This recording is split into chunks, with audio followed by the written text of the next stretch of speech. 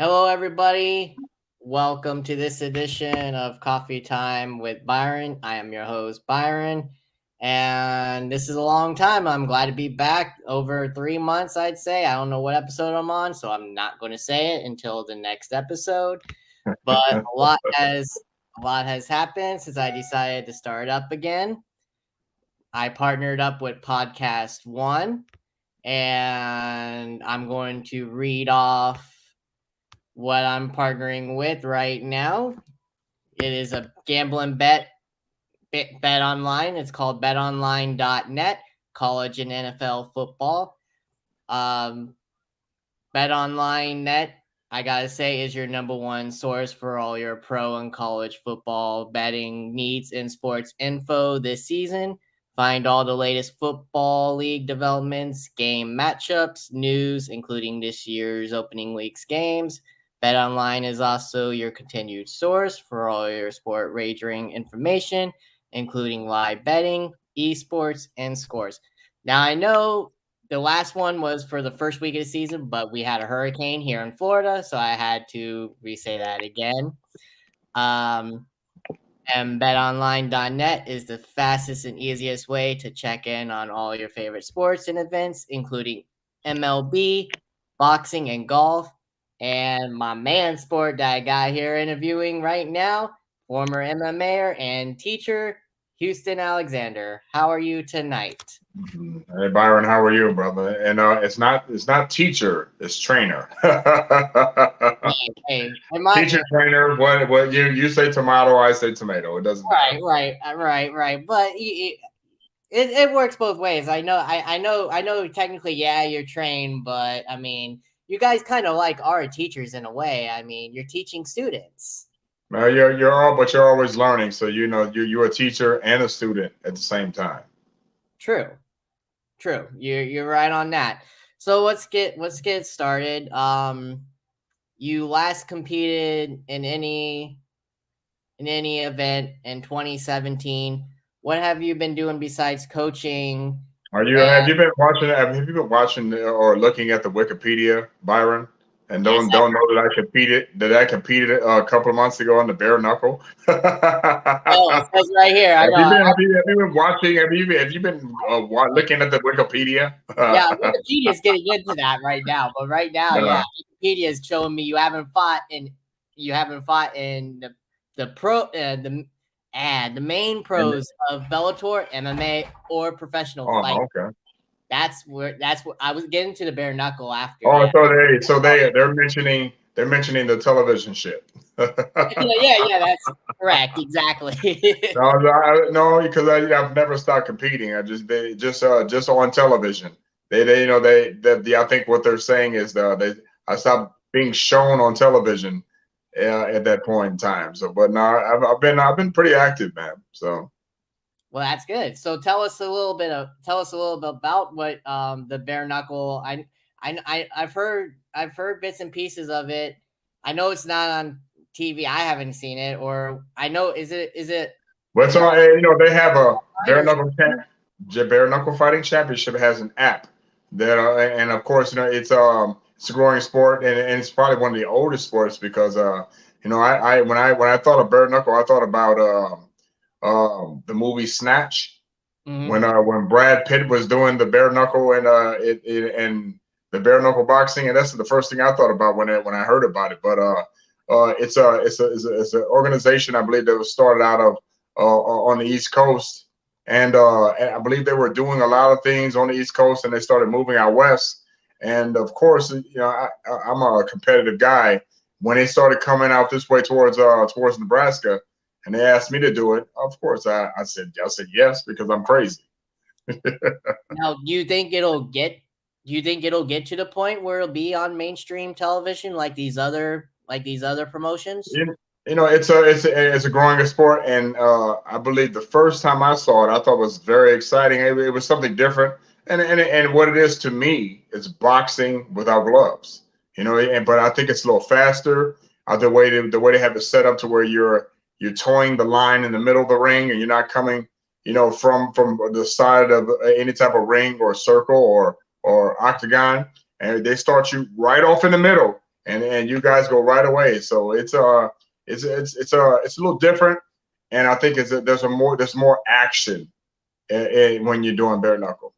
It kind of reminds me when you think about when you think of bare knuckle. I know it's completely different, like you said, it's boxing, but also kind of reminds me of the old school UFC when growing up in the like that's how UFC used to be. Basically, it was just bare knuckles. You didn't have really any gloves like they do now, even though they did But more. I don't know about not having gloves. They had gloves. They had gloves back then. Not a lot of them used it though. Not a lot of them used it. Not a lot of the original fighters when it first Remember, and again, you're right. It kind of reminds you of the earlier, grittier UFC style because again, you had different type of weight classes, you had different styles going up against each other. But then but in this sense, you have weight classes, and you got the athletes are know what they're getting into when they get into this circle, and when they're ready to square off in the middle of that circle, man, it's again, it's still to me it's something different because when I was backstage watching, previous fighters before me, I was just I was wild by what I was seeing. People were getting their ass whooped. I believe it. Now, are you looking to fight there again, or how are you going to Yeah, continue? the next fight I got coming up would be with Joey Beltran, and Oh, nice. it would be my third fight with the promotion, and if I end up winning this, which I plan on winning, Mhm. there's a title shot in the making. So we'll see what happens, man. We'll go out there and we're gonna give the fans what they want, which is blood and Exactly. That's right, and yeah. people pounding their fists at each other. That's something. And there's one thing about bare knuckle. There's no kicking. There's no kneeing. There's no elbowing. It's just mano a mano. Me and you, straight up boxing.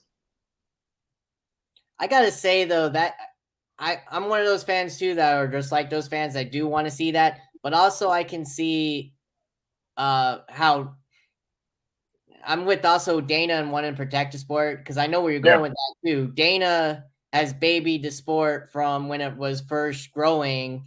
I mean, it's you get what I'm trying to say. He really babied the sport to protect the fighters. okay. Me being an original fan, watching the original days, and was all out, more blood, everything. I mean, all out. I don't know about being more blood because anytime you get hit, whether we back then or now, there's gonna be blood. There is, So you get hit if you get hit in your nose in right, today's era, your nose is gonna bleed the same as if it was in the 90s. but it was So a lot. It was a lot worse though back then than what it was now. It was are you well? If you're talking about, I don't know if you're talking about stoppage. I don't know if you're talking about the brutality. But brutality any and type of stuff. combat sport it's going to be brutal no matter what sport it is. But I think it might have been a little bit more grittier back then. But it's the same outcome. You guys are still hitting each other. You guys are still blacking eyes. You guys are still getting kicked in your jaw. It's the same. It's the same thing. But I think it's just a little bit more grittier back then. It's more the fighting is more organized now. That's all. Now, obviously, you were There's weight classes versus back then. right, and obviously you were a part of the UFC and you dealt with Dana White. Yeah. What is he as a person? I know he has to promote. He's a promoter and he promotes fights, but how does he treat you guys as fighters? What's the deal? Because I've had other fighters. You cannot comment on this if you don't want to. You have to tell me. I don't matter. I don't mind. I don't mind commenting. But what is he like to you guys as the fighters? Like I've talked to a few, and they have a lawsuit against the UFC. Some of the ones I've talked to in the past on my pod, they have a lawsuit going against them. I don't know how that's going or if they're winning, but it's against Dana White and the UFC for not paying them what they deserve or what they were going to get on their contracts, and Dana White just not giving it to them. What was he like to you before you got released with the UFC? Understand this. See, and I've been in several types of um, several types of type of promotions. And when I say promotions, I mean from rap to radio to television. I've been in I've dabbed in business in those type of ways. So I was kind of aware that I was an independent contractor with the UFC. So now you have to understand that it's business first. If you understand that you're an independent contractor, and what you and the person you're contracted with agreed on in your contract, that's what you're going with. It's your job as an independent contractor to negotiate the price in which you think you're worth. Now, if you don't want to go with that price, guess what you don't do? You don't fight. That's just the bottom line. So understand that from the organization's point of view and from the fighter's point of view, you have to get you and your manager, as independent contractors, well, whether you have a manager or whether you are your own manager, you have to negotiate the best price possible for yourself. And if you don't do that, guess whose fault that is? On you. That's on you. So you don't worry about the organization and what they're paying you. You ask the organization what you think you're worth. And if they come with a counter offer and that's what negotiations are for. So at the end of the day, you're still getting the exposure. And if you show any type of organization or any type of work environment that you are a commodity to that organization or to that company, you will have some leeway, just like anything. You are not the owner. You are not the manager, or you are just an independent contractor. So for Conor McGregor, for instance, he built his brand to where he is today. He doesn't have to fight if he doesn't want to, but he built his brand up, and I don't see him complaining about anything. So for the people that are usually who've complained about it have negotiated their contracts in a way to where they feel cheated, because if you're bringing in such and such numbers, and you think that you're bringing all these numbers in, you got to show me the receipts. But you negotiated that number before you got out there and fought. And that's where I got to ask you this now too, since you bring that up, and it's a negotiated contract. Now, I don't know what it is nowadays, but when I was playing the video games, I know their storylines went like you played career, and they went along the lines of the old UFC. I don't know what it is now, but when you were there, was it a 3-fight and you're done, or how'd that go? No, again, if you did well, you've got your contract extended. But if you didn't fare well, you didn't get your contract extended. So that's the bottom line. If you say you're working for a company and you're not doing well, and you're always late, or you're always this and you're always that, you're not doing well, they're going to either fire you or they're going to give you a warning. So the same thing with the UFC. If you got a 3-fight deal, they'll give you 3 fights. But if you lose all 3 fights, don't expect to get hired again. Remember, you're the independent contractor, and you're the one that has to show the organization that you're worth whatever money you or that you need an extension on your contract. Remember, at the end of the day, it's about business, man. It's about business. Just like how you had to announce who was paying your bills. It's the same thing. It's about business, and if you understand that it's about business, you shouldn't have to worry about it. So now, before we get into your fights, I got to ask you: you're wearing the shirt. That's your nickname, the Assassin. How did it come from? Who gave it to you? And tell us about that. How'd you get that nickname? Well, Big Papa Snocky was an announcer when I first started doing MMA back in 2002, 2003. And when I first started doing MMA inside the bars, and then, that's how far back we go, when they were doing MMA bouts, like almost like tough man bouts inside bars or any type of auditoriums, and I just happened to get dared to go inside one of these bars to do so because I thought I was a tough guy, and I signed up for it, and I did fairly well because I wrestled a little bit and I boxed a little bit, so I fared pretty well. And every time I would eliminate somebody, the announcer who rests in peace, Big Papa Snaki, will come up to me and say, "Man, you're really assassinating all these people when you go into the ring." I said, "You know what?" He said, "You know what? We're going to call you the assassin." I was like, "Okay." And from that day forth, the announcer from some of my earlier fights called me the assassin. So you ultimately make your Octagon debut at UFC 71 in May of 07 against Keith On Jardine. television. Or Yeah, on television. I probably had over 200 fights before YouTube. right, exactly. So tell us about that fight because you end up knocking him out in 49 seconds, and that was defined as a huge upset. Did you Well, think that excuse was me, an you're putting one more second on there. It's 48 seconds. Oh, okay. Sorry. Oh yeah, the whole one. But no, we end up we thought it was a good matchup. Um, I was called in by my manager at the time because they needed a replacement for the main one of the main cards of that night, and he called and asked me if I was interested. And me, I never really followed the UFC because I was too busy fighting once a week, to follow any type of television program.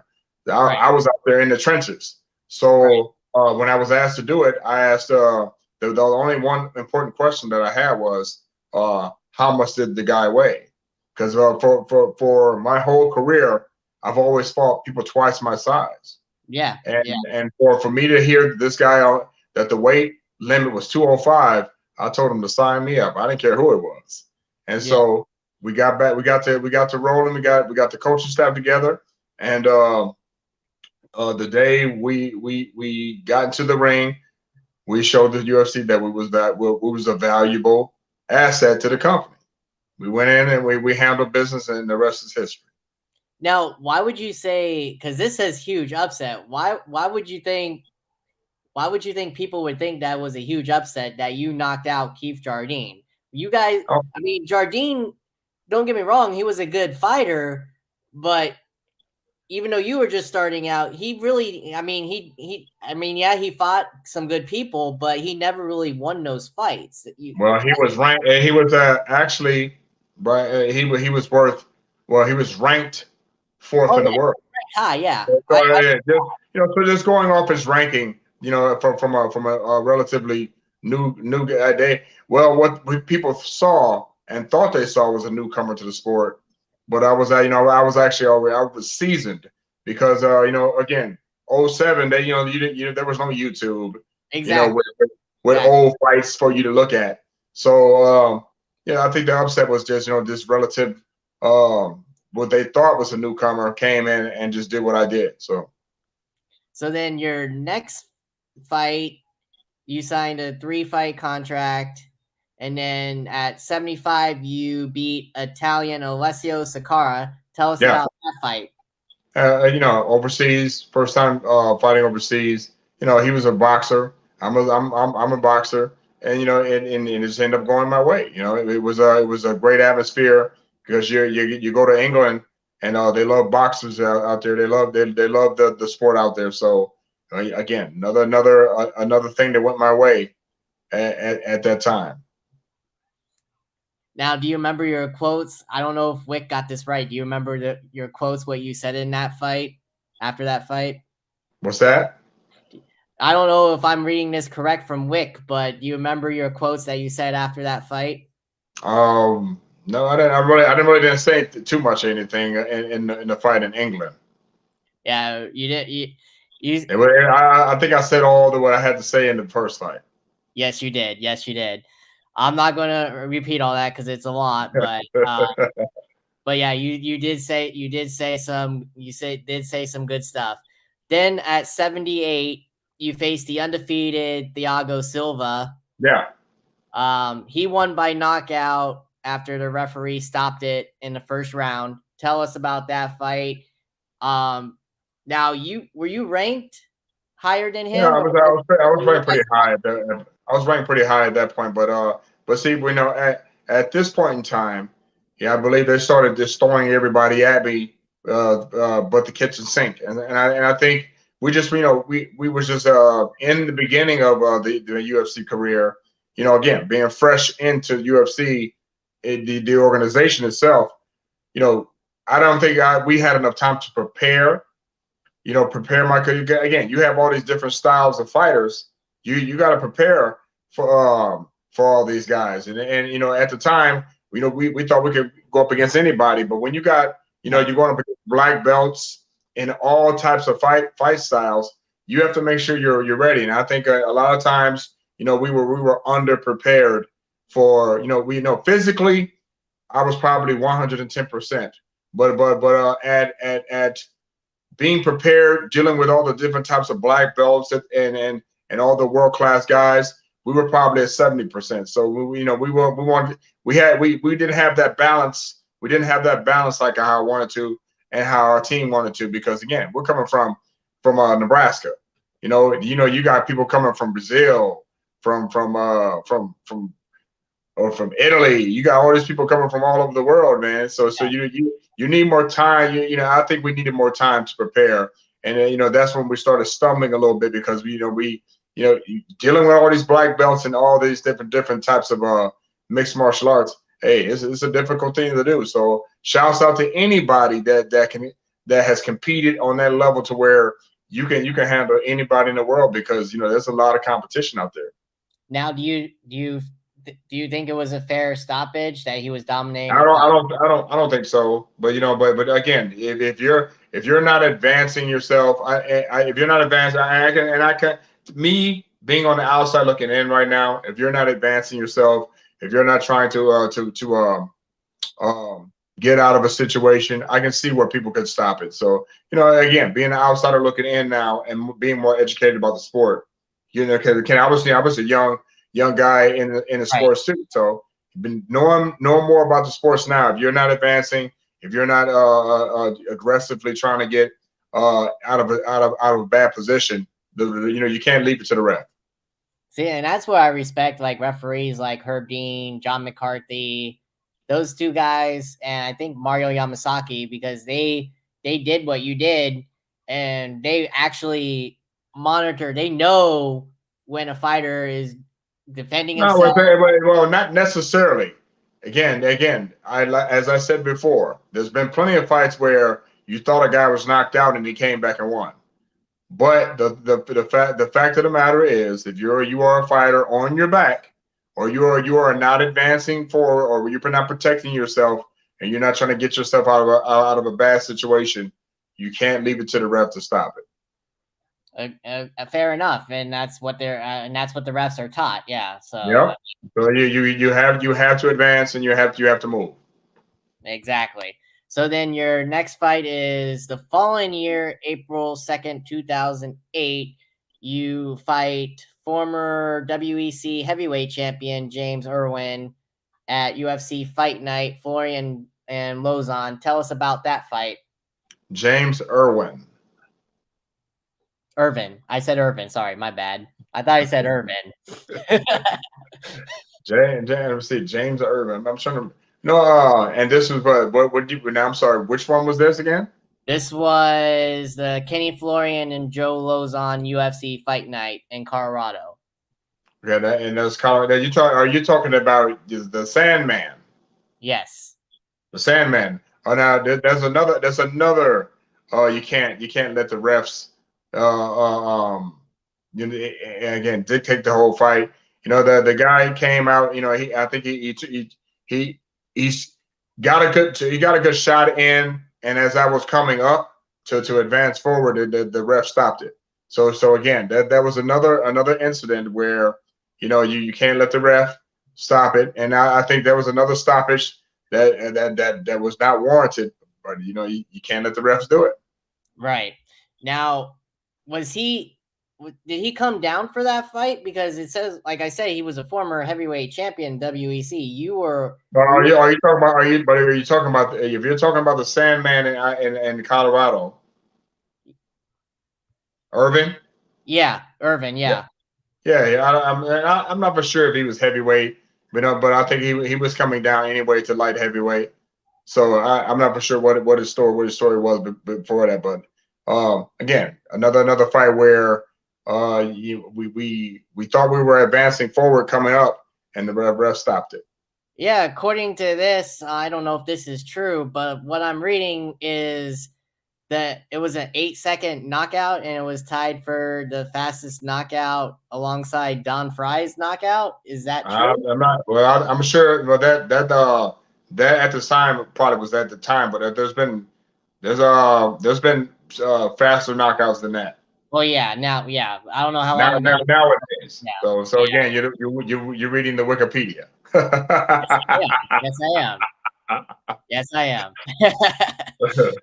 So, your following fight, after that fight, you fight Eric Schaefer at the UFC Fight Night, Diaz versus Neer, in Yeah. your hometown of Omaha. Wow. Yep. Hometown fight. I'm sure you had Well, the actually, again another good situation. We're actually winning that fight. And during that fight, I had got injured, and of course, you don't cry about being injured, but I was injured that whole fight, that right. fight, and we got called at that time. So and again, when you're dealing with all these different types of bodies and the different types of black belts, you really have to be on top of your game. And I think they started throwing everybody but the kitchen sink at me, and was another unfortunate situation. Now, do you think, like you said, it was just that happened so where you just got caught by the submission and that was it? Yeah, because we were winning the fight. So we were winning the fight, and again, and the guy not knowing, because of course I didn't tell anybody, not knowing he was attacking the leg that was injured. And unfortunately, your next fight was supposed to be scheduled at 98, but you had to withdraw. Who were you scheduled to fight? I'm not for sure on that, but I just know the last one we fought was Kimbo. Yeah, that one. Yeah, I see this one. Yeah, you were supposed. Yeah, you fought him. You then after that you came back and you fought Kimbo. Tell us about that fight. It was a catchweight. Yeah, it was it was one of those fights where we did something different. We kick. Our strategy was to kick him and draw him in and go from there. But I think at the time all Kimbo did was just kind of watch me kick him, and he didn't even advance forward, and so he ruined that game. Excuse me, that game plan. But I honestly think even back then they wasn't the judges weren't educated enough to understand that kicks are strikes. So nowadays, what are they saying now? The kicks are strikes, and then you can see the effectiveness of kicks. So, but back then, '09, they I don't think they were as educated as they are now. So I kicked him over probably 50 times, and he might have struck me maybe 2 or 3 times. And I think what had the crowd going is that he got one good takedown, but once he got the takedown, I ended up going out the back door anyway. So, but you can't give the optics of losing a fight. And even though I kicked him 1,000 times, they weren't counting the kicks, and he only hit me twice, maybe 3 times the whole entire fight.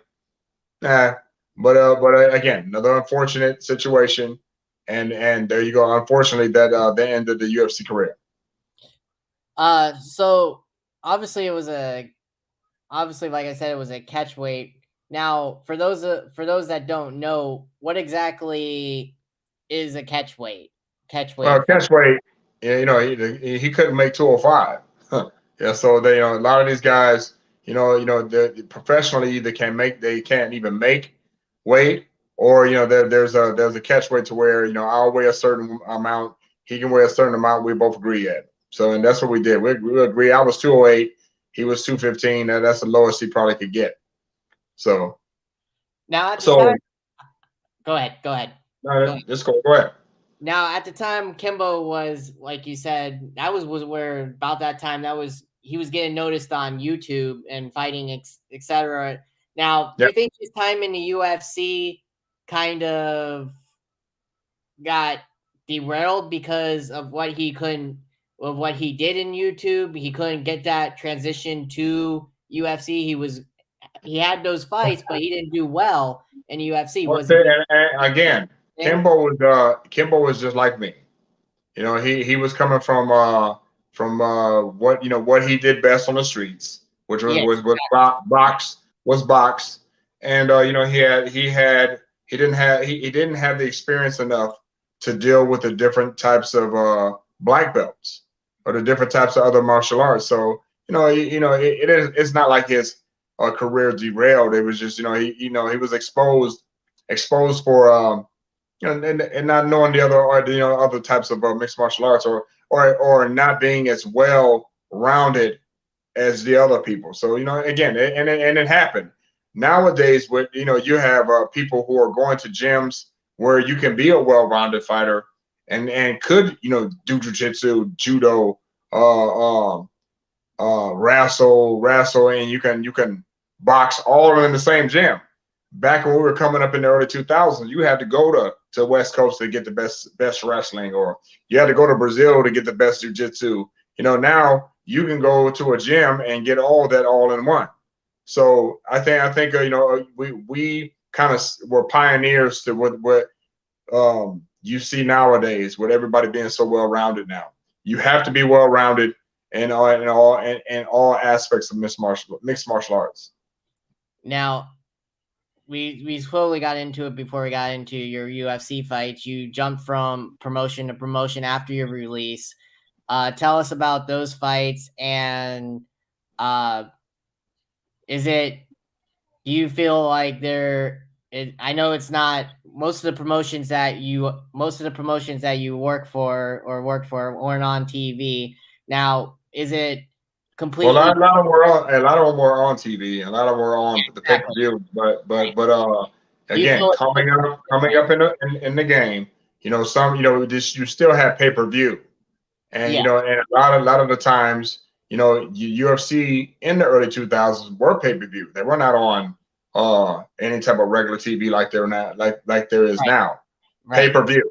And so when we going through from promotion to promotion, and doing having dealt with other fighters from all types of parts of the world, that was a great experience for me, and to where I'm at now, being in different promotions, you kind of understand where you fit as a independent contractor.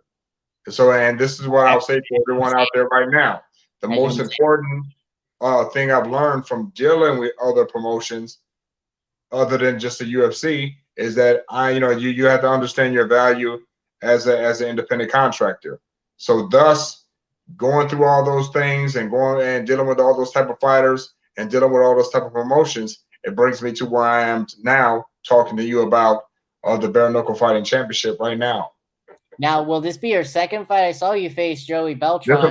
be this will be our second fight, and I believe we fought down in Oklahoma to where there was an early stoppage. I believe he was on top of me, and for some reason the ref stopped the fight for no reason, and I was advancing in position, and you can't let the hometown guy get any type of advantage. So, but this Now, will be matter of fact, this will be our second fight.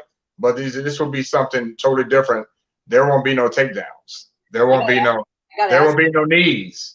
There will be no elbows. It's just gonna be mano a mano. let's foreshadow here. Okay, let's foreshadow here. If if since you lost the first fight, if you win this one, will there be a trilogy fight and a third fight?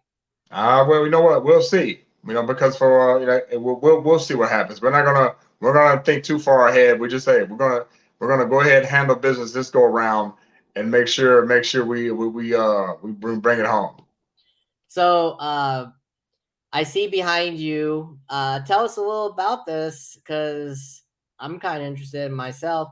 I see you have a Houston Alexander Foundation. Tell us about that and what is it? Yeah, well, the Houston Alexander Foundation is something we got started in the early 2000s, where we go into the schools and teach the kids about hip hop culture. We tell you hear so much negative imagery on the radio, and you see a lot of negative imagery online and on television. And what we do is we go in and teach the kids about what the culture is about, which is music, dance, and art. So that's something that I've been doing since '03. It's probably been, probably about the same time I was fighting. I was doing that for my community. So I've been with the foundation. We started the foundation maybe 3 or 4 years ago, and it's been chugging along ever since. Now with COVID, since we couldn't be in the schools, we did a virtual production of what we do in school. So it's for to fit in the classrooms. So again, it's something we're doing on a regular basis, is teaching the kids about hip hop culture. There you go. Congratulations. Kudos to I you. appreciate it. Keep it going. Keep it going. Like to Oh hear yeah. that. So now I gotta ask you if the money arose and the timing was right. I see a lot of. I mean, kudos to these guys. You know where I'm going with this. The Paul brothers, the Okay. ones fighting Anderson Silva. That's a 50-50 in my book because he's old, but he's probably going to be the best one that the Paul. I think it's Jake Paul has faced Mm-hmm.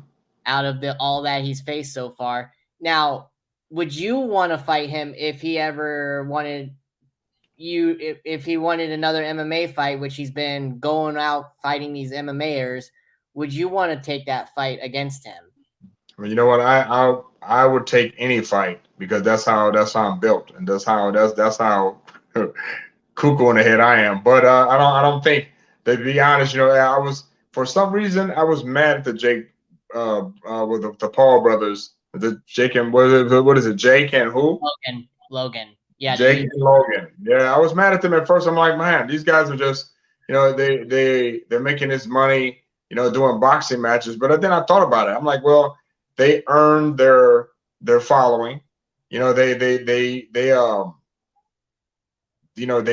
got their weight up online, and then they've been doing promotions for themselves for a while. So why not make that extra money doing what they love doing? From what I understand, they love boxing. So if they love boxing, hey, I'm not taking anything from them, brothers. And they're actually helping the sport by having, doing expeditions, having people, make extra money. So I'm not mad at that, brother. I'm not If mad. you're making money, doing what you love doing, do it. Like I said, I'm not mad at them either. Kudos to Yeah. them, but at least fight. Kudos. If they built their own following, and they deserve to get their own money. At least fight somebody. At least fight somebody at least their age. I mean, no. You know what? Yeah, they did fight somebody their age, and that was Tyrone Woodley. Well, true. Yeah. So come on. So, but you know what? Again, it just all depends. They probably wouldn't want to fight me because I'm a dog. You know what I'm saying? I don't sit there. I go right after you. Now that you say that, if you guys were to fight, tell us how that fight would go. How would you fight him? I'm a little strong. I'm a little stronger than all them other guys. So who knows how that would go? But I just don't sit around. I go after you. So he would, Jake or Logan wouldn't just be sitting there in front of me. I'll be going after him. Well, there you go. I mean, again, like I know one's doing boxing, the other one's in WWE now. I think the other one, Logan's. I don't know if he's signed, but I know he's got a match with Roman Reigns. I know that. Well, you know what? It doesn't matter what they're doing. They built their following, and they built themselves up to the point where they're doing WWE. They're being considered for the UFC. They're doing their own boxing matches. You know what? Shouts out to them for building their brand, from the ground up. That's the first I heard about Jake. I didn't know he was in the running for UFC. I didn't. I'm sure they could sign a contract right now if they wanted to, and their following will buy the pay-per-view just to watch them do it. So now another wrestler, I gotta ask you: would you have wanted to fight Lesnar? I wouldn't mind. I wouldn't mind fighting him either. Like I said, I built different. I don't care who they put in front of me. whether it was Lesnar or anybody. Different weight classes, but a real fighter never bites down, but backs down. Yeah, I don't, I don't know what the whole deal was, but I know he wanted to. I know he wanted to come back. Now, Well, I think the steroid use yeah, that's prevented what I'm that. saying. You think it was because of that? I Why, think the old steroid or was thing it because, that might. or was it I because don't know. of Hey, his, I'm sorry. Allegedly. or was it because of his? I guess he I had don't. some I kind of don't. weird, That. Hey, that's that man's business. I'll let him handle that. he had some kind of weird stomach disease too. I heard or something. Yeah, that's that man's business. So he'll be all right. But yeah, November 18th, Bare Knuckle Fighting Championship. You can go online and check out check the shows. And I was going to be in Omaha, Nebraska. My second hometown, my second hometown, because my hometown is East St. Louis, Illinois. Shouts out to everybody back home there. But yeah, November 18th, we're getting down. Joy Beltran. Um, and so it's going to be a good one, man, because again, we both got good hands, and we're both ready to go. So now I gotta ask you before we go. I know you're still working at it, and Yeah. you still follow it. Are you looking forward to any of the fights that are coming up?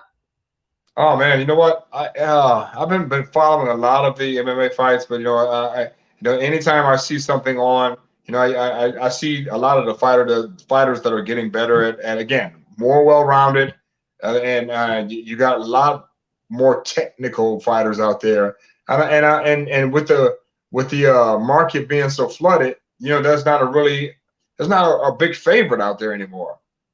Yeah. You have a sprinkle of this guy, these guys, and this guy, but there's not a big favorite like how it was back in the day. When you mentioned the Iceman, you knew who it was. Right. When you mentioned Rampage, you knew who it was. So I'm guessing that there's a few people out there that fit that bill now, but it wasn't like how it was back then. So I follow the sport just to see how people are doing technically and how they're advancing the sport. So there's been a lot of guys out there who I who probably couldn't name that I see on television advancing the sport. So shouts out to all the fighters out there now that are well rounded and moving the sport forward, especially with MMA we're talking about. Now, But also shouts out to all them guys that are getting in that circle, getting those hands up in the bare knuckle, because again, they're towing the line in the middle, and those guys, man, if those guys are, hey, you go right at it. They don't play with you. You go right at it, and if you keep caught slipping, you'll end up on your back. now I do gotta ask you. Even though you said you would want to fight anybody, you would take Yeah. any challenge. I totally get that. But honestly, in your hearts, if the UFC came calling back to you for a fight, who would you want to really fight in your heart of hearts? Even though you said you would fight anybody, who would you want to fight and why? Mm. Well, of course, John Jones. He would because he's considered the best of all time. That's the bottom line. Yeah, touche. I agree with that. There Even you though he has, go. even there you go. And that's the bottom line, because Stone Cold says so. Yep. Man, I just wish though he could get some help though. He does need that though. I mean, his Nah, personal. he'll be just fine. You know what? Just like I tell everyone who are grown men and women, you'll be just fine. You'll figure it out. Yeah, exactly. And as long as Dana has his back, I mean, he should. Well, it don't matter who's back, who has your back. At the end of the day, it's on you. Yeah, very true. That's true. Um, so now I'm looking forward.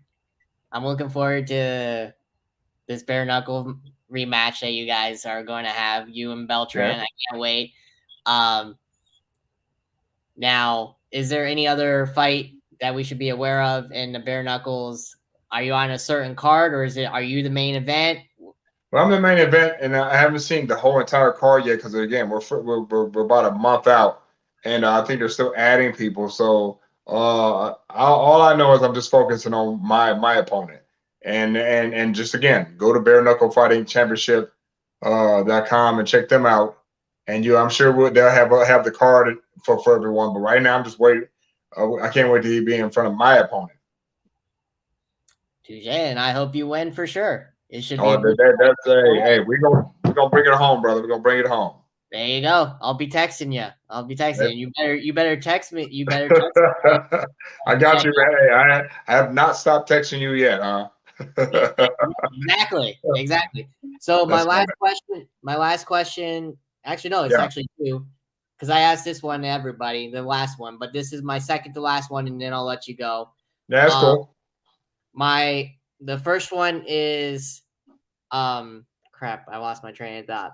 But anywho, okay, I'll just go to my last one. Sorry, I lost my train of thought on the That's first. cool.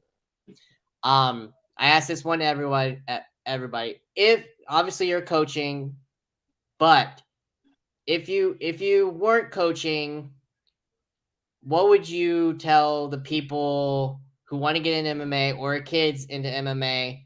What would you tell them, and how would you help them get into the sport? One day, well, as far as any young person trying to get into the sport, whether you're female or male, you first of all, mixed martial arts is very disciplined. So for any individual out there that's trying to get into mixed martial arts, you have to have the mind state, because you can get it if you don't have the right mind state, to handle any of the disciplines, you can get hurt. So you gotta be mentally focused on the task at hand, which is learning. That's number one. Two, dedication. You got to have the dedication.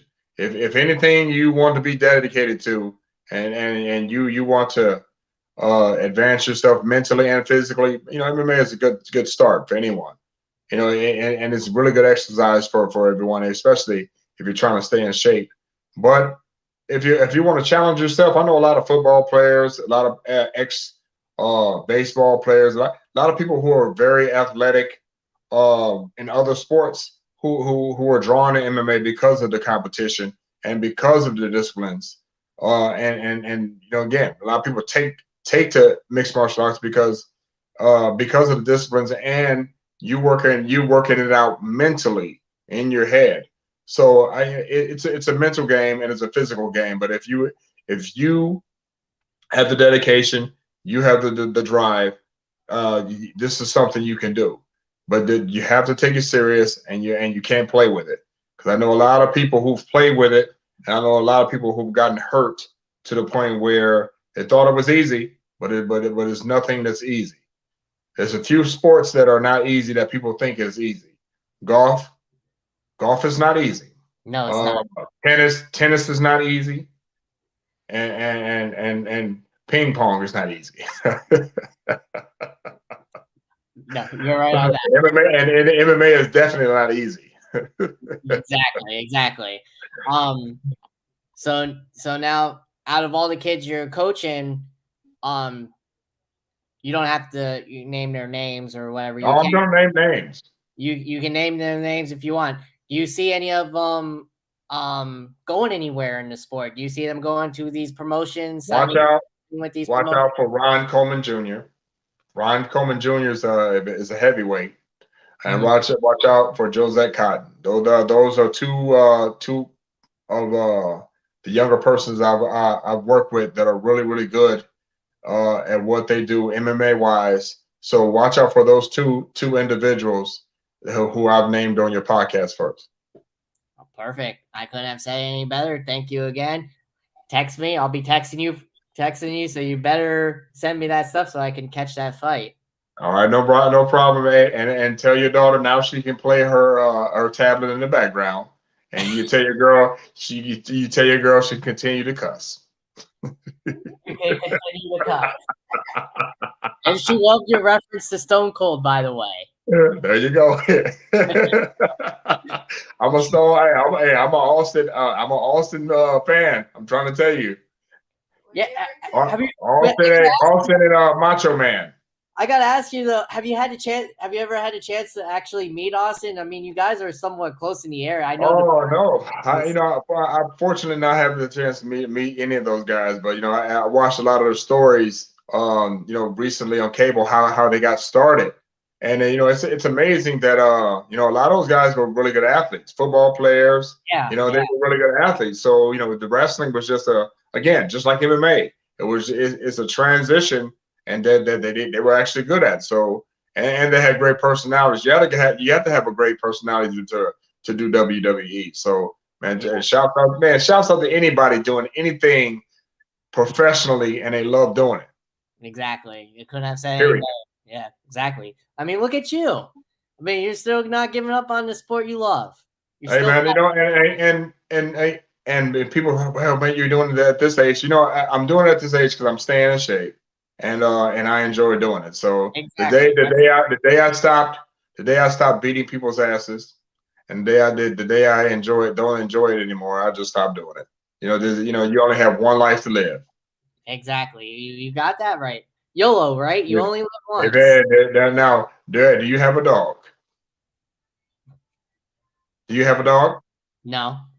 Okay, now some people they love their dogs so much they let the dog lick them in the mouth. No. I'm so going to do so that. hey, who's to stop? Who are we to stop someone who love their dog that much to where they let the dog lick them in the mouth? If you want the dog to lick you in the mouth, go ahead. Very true. You got that right. I couldn't say it made better. I see Hey, your girl got a chuckle out of that one. oh yeah, we both did. But it was a pleasure. I'll be texting you. Thank you again. It Uh, was all right, awesome. brother. Hey, no problem. I appreciate you, brother. And send me the link so I can send it out to everybody. Okay. I will certainly do that. And good luck in your future fights and this one for sure. I hope All you right. win. And it's fitting that your podcast was called has something to do with coffee because that's what I drink all day. So does my wife. So does my wife. And since I've been fasting, it's been black coffee all day long. She don't do black. She does the iced coffee.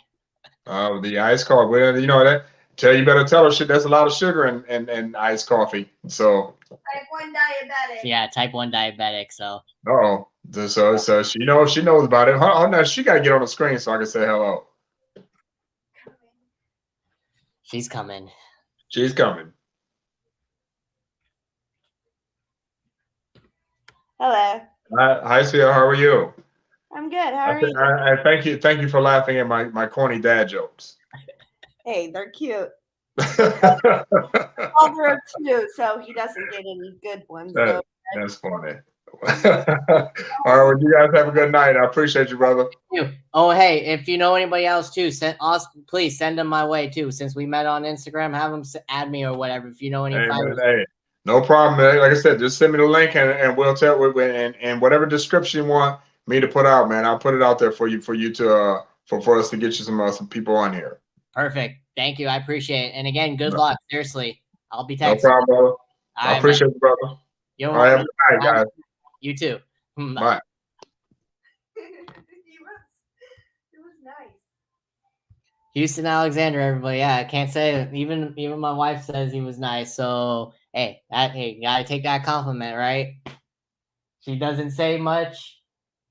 She doesn't say much on the live broadcast, even though she's more than welcome to. But hey, whatever. So yeah, it was take that. Yeah, it was fun. Good guy. Hope he wins his fights, right, baby? Of course. Definitely. So I'm going to conclude this episode. I don't know what the fuck episode this is, but you will know next episode because I will look on my podcast and see what episode I'm at since it's God knows. But it feels good to be back after 3 fucking months. Stop the cussing. It's a podcast. I can do that. No cussing. Anywho, I want to thank our sponsors, Podcast One and and Bet Online.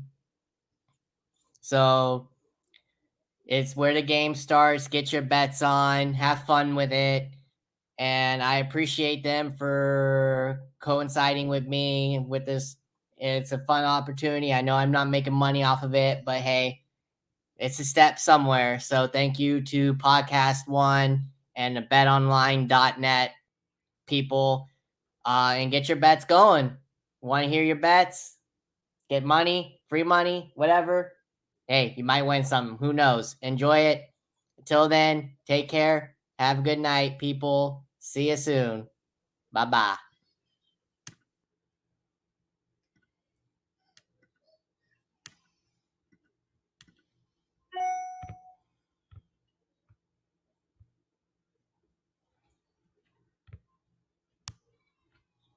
Is it off? Yeah. My boob.